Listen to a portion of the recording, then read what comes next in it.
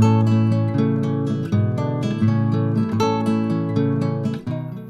friends.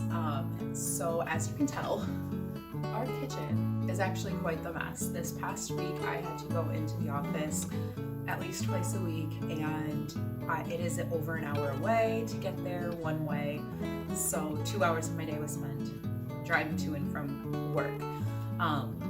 So, things got piled up, things happened. So, today, I'm going to spend the next 2 hours and get this kitchen as clean as I can get it in those 2 hours, because even though today is a day off for me, because of it being a holiday, I have a list of everything that I need to get done and when I need to get it done by. So we are going to get started on this today, and hopefully I can get this kitchen as clean as possible in that time. So join me in this crazy mess.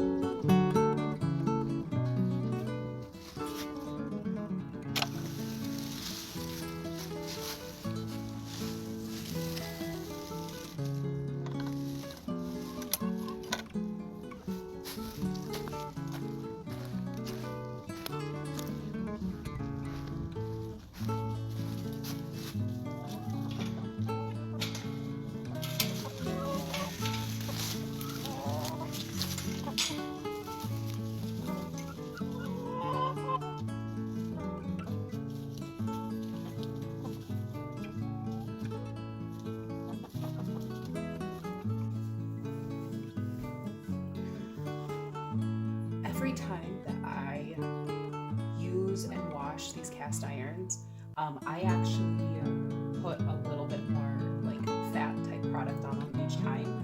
We do hang ours in our closet, but it's just a way to help seal them. But I do warm them up on the stove first to make sure that there's no water in them. So I'm gonna let these warm up for a few minutes, and then I'll get some new fat, whatever you want to call it, on there, and then I will get them put away once they're cold.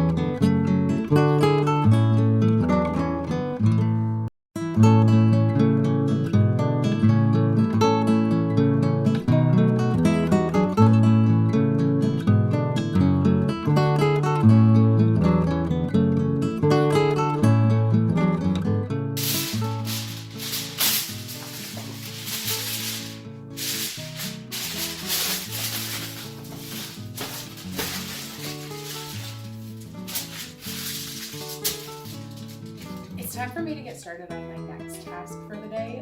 I actually have alarms going throughout the day, so I know where I need to be.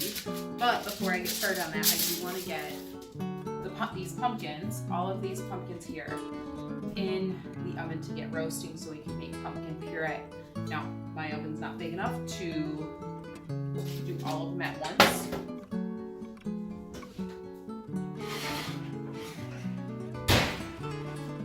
Don't forget to always remove stuff from your oven while it's preheating. So I'm just preheating the oven to 425 degrees, and we're gonna roast at that.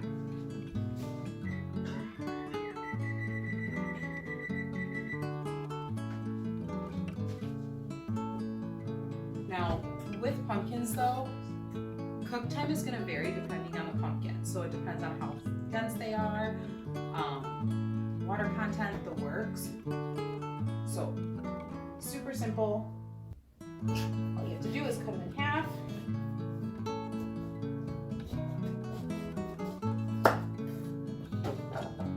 Some people say don't remove the seeds. I always do. That's what I prefer.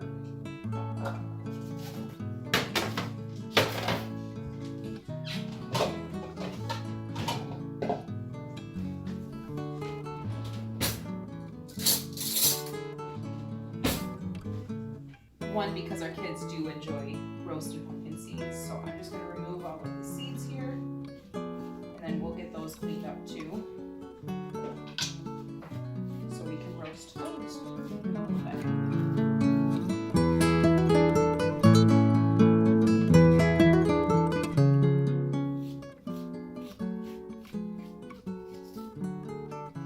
One trick I have learned through different things is because pumpkin puree, when you buy it from the store in the can, it's super dense and there's very little low water content. But when you do your own pumpkins fresh, they're gonna have a lot more water. So one way to help change that is instead of putting this upside down on the pan where it'll steam the inside, leave it right side up. You can drizzle it with a little bit of olive oil so it doesn't dry out. But if you leave it right side up, it releases all of the oxygen in there. So that is what we're gonna do. Not oxygen, water. I mean, there is oxygen in water, but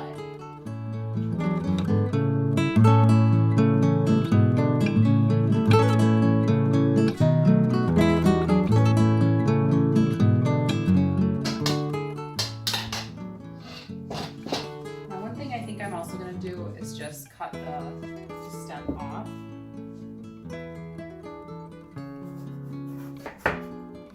Just so I don't have to worry about it. The stem.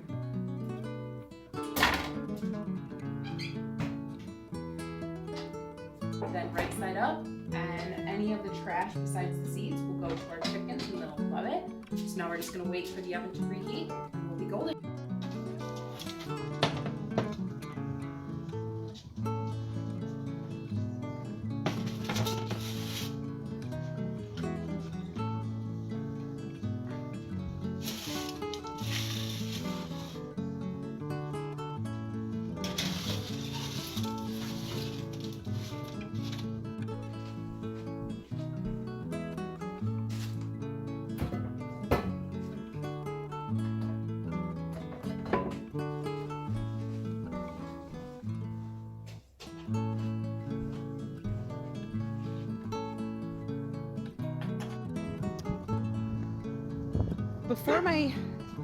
After my camera died, we did manage to get 2 of the pumpkins roasted. I still have to puree them, but I at least got them roasted and I started separating the seeds off of one of them.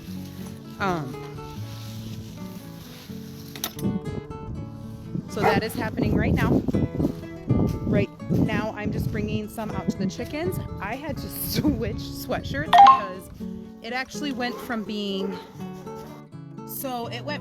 just above 70, or close to 70 I should say, to probably barely 45 right now. So I'm gonna give these treats to the chickens.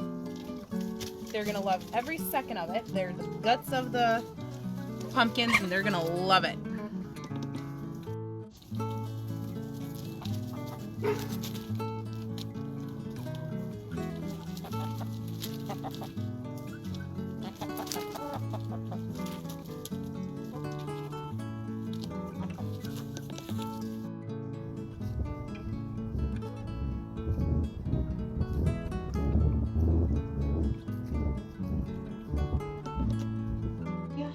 Are going to start canning some recipes. Now, the first one we're going to can is using all of this beef chunks. We're going to do a beef stew. Now, the first beef stew, we're doing two actually. The first one is a very simple one. Technically, it's a lot of raw packing, but I am browning the meat just because I think it brings out more flavor. But all it is beef, onions, potatoes, and carrots with a little bit of salt. I will be canning that in our quart-sized jars. But then the next one is actually one that my boyfriend loves. That will be done in these pint-sized jars because those ones are going to be specifically for him because it is his favorite. And he can eat an entire one of these. But we're going to do that really quick. At least get the first one going so that we can get that one pressure canned tonight. And I am going to experiment. So this is an experiment as well. But then I'm going to experiment with also canning some ground beef. So I'm going to do a little bit more research on that one today. And hopefully we'll do it either today or tomorrow. We shall see. So the first thing we're going to do is the browning of this meat. But in order to brown this, to pack it, we like smaller chunks just because it's easier for not just our kids to eat, but for us as well. Then we can get flavors of all different kinds. So I'm going to cut these smaller, and then we're going to get these browned.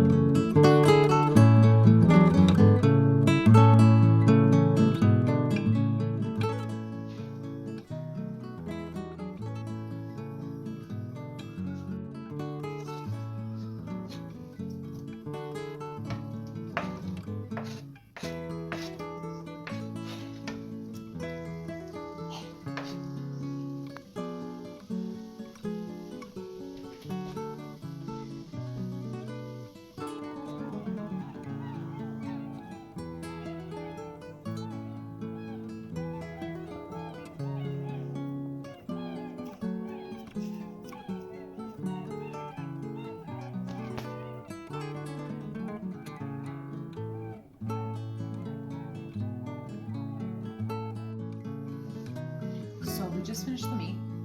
Now we're gonna get some onions, some potatoes, and then the carrots cut. And then we'll start putting everything together.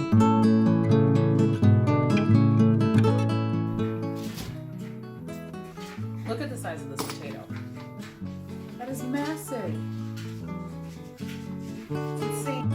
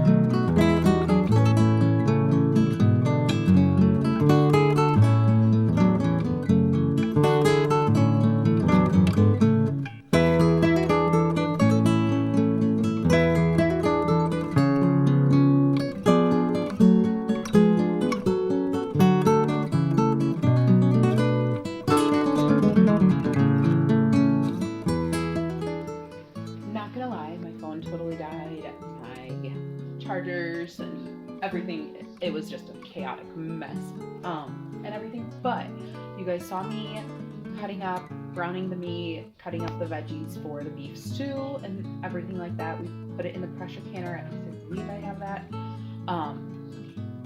But we pressure canned them for 90 minutes. Then we let them come down to zero pressure, to no pressure naturally. We don't take the weight off or anything, and then we let it sit to equalize for about 10 more minutes.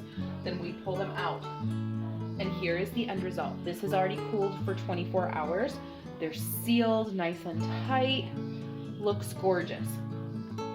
Well, we have, my kitchen is a mess because I'm still canning stuff, but in here we have another batch, the final batch. So it is at the zero pressure.